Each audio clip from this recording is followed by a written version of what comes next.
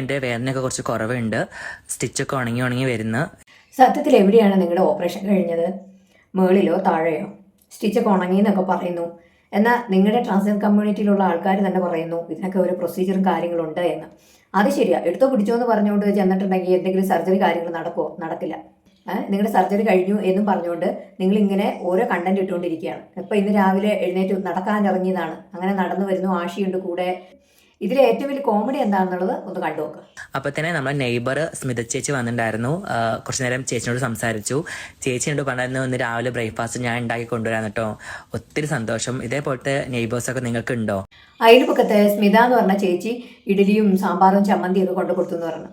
അപ്പം നിങ്ങൾ സൂക്ഷിച്ച് നോക്കിക്കോ ആ സ്മിത ചേച്ചിയുടെ കയ്യിലേക്കൊന്നും. അത് ആഷി തന്നെയാണ്. എന്തിനാണ് ഇങ്ങനത്തെ കണ്ടന്റുകളൊക്കെ ക്രിയേറ്റ് ചെയ്തിടുന്നത്? നിങ്ങൾ തന്നെ എന്താ പറയുക, നിങ്ങൾ തന്നെ സ്ക്രിപ്റ്റ് റെഡിയാക്കി ആ സ്ക്രിപ്റ്റിനനുസരിച്ച് നിങ്ങൾ ഷൂട്ട് ചെയ്തിട്ട് വീഡിയോ ഇടുകയാണ് ചെയ്യുന്നത്. കാരണം ആ വാതിലിൻ്റെ പുറകിലിരുന്ന് ഒരു ക്യാമറ വെച്ച് ഷൂട്ട് ചെയ്യുക. അയൽക്കത്തെ സ്മിത ചേച്ചി വന്നപ്പം ആ ചേച്ചി പോലും അറിയാതെ ഷൂട്ട് ചെയ്തെടുക്കുകയാണ്. അതോടൊപ്പം ജാസി ഏത് തരത്തിലുള്ള ആളാണോ അതെല്ലാം അംഗീകരിച്ച് കൂടെ നിർത്തുന്ന ആളാന്ന് പറയുന്നു. അങ്ങനെയാണെങ്കിൽ പിന്നെ ആ ചേച്ചിയുടെ പെർമിഷനോട് കൂടി ആ ചേച്ചിനെ ഷൂട്ട് ചെയ്തിട്ടുകൂടായിരുന്നോ?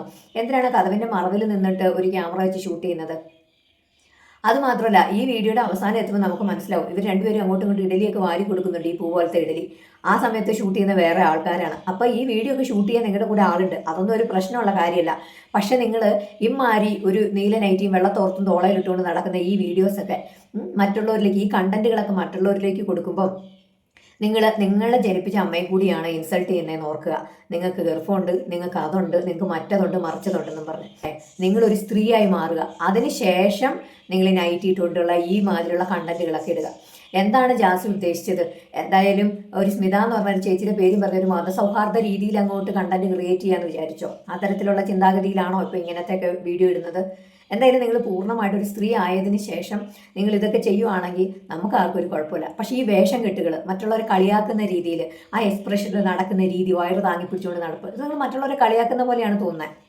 അതോടൊപ്പം ഇപ്പോൾ പറയുവാണെങ്കിൽ ഏത് പുരുഷനിൽ നോക്കിയാലും ഒരു സ്ത്രൈണത ഉണ്ടാവും, 1% ഉണ്ടാവും. പക്ഷെ എന്ന് വിചാരിച്ചുകൊണ്ട് അവരെല്ലാം പെണ്ണായി പോകാനായിട്ട് തീരുമാനിക്കുന്നില്ല.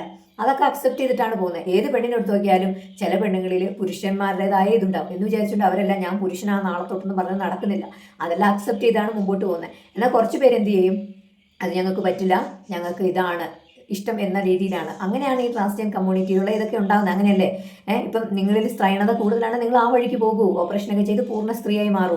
അല്ലാതെ ഫേക്കായിട്ട് ഓരോന്ന് പറഞ്ഞ് കണ്ടന്റ് ഉണ്ടാക്കുന്നത് ഒട്ടും ശരിയായിട്ടുള്ള കാര്യമല്ല. നിങ്ങൾ മറ്റുള്ളവരെ പരിഹസിക്കുകയും കളിയാക്കുകയും ചെയ്യുന്നതിന് തുല്യമാണ്. നിങ്ങളിങ്ങനെ വയറ് താങ്ങി പിടിച്ചുകൊണ്ട് നടക്കാൻ നിങ്ങളുടെ വയറിലാണോ ഓപ്പറേഷൻ നടന്നിരിക്കുന്നത്? എന്തോ ഒരു സർജറി ചെയ്തിട്ടുണ്ടെന്ന് നിങ്ങൾ പറയുന്നു.